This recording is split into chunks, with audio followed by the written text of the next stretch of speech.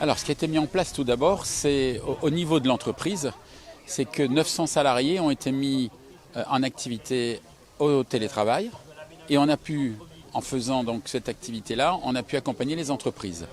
En fait, ce qu'on a fait comme plan d'action, on a exonéré toutes les cotisations de charges sociales, c'est-à-dire quand je dis exonéré, c'est qu'on a reporté toutes les charges sociales depuis le 15 mars, ce qui veut dire donc du 15 mars au 15 juin, toutes les cotisations n'ont pas été prélevées, que ce soit pour les commerçants, artisans, professions libérales, ainsi que pour les entreprises. Donc personne, pendant cette période-là, n'a payé de charges sociales si elle ne pouvait pas le faire. C'est-à-dire que si une entreprise pouvait payer ses charges sociales, elle le faisait.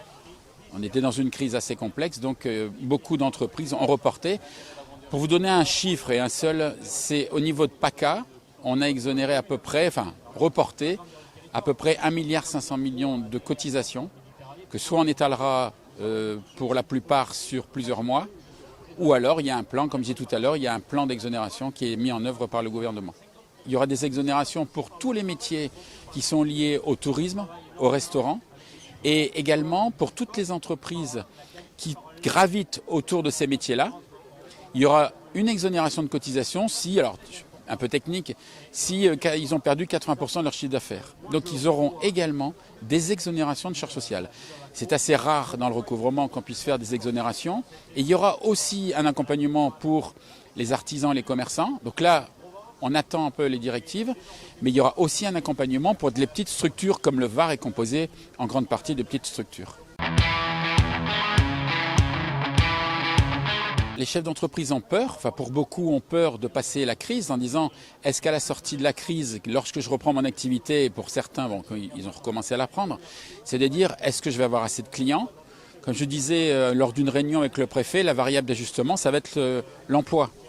C'est-à-dire que, est-ce que, comme M. Gueribelli disait tout à l'heure sur le plateau, est-ce qu'on va embaucher les saisonniers? Je pense que non, on va diminuer le nombre de salariés, d'où énormément de chômage après cette crise.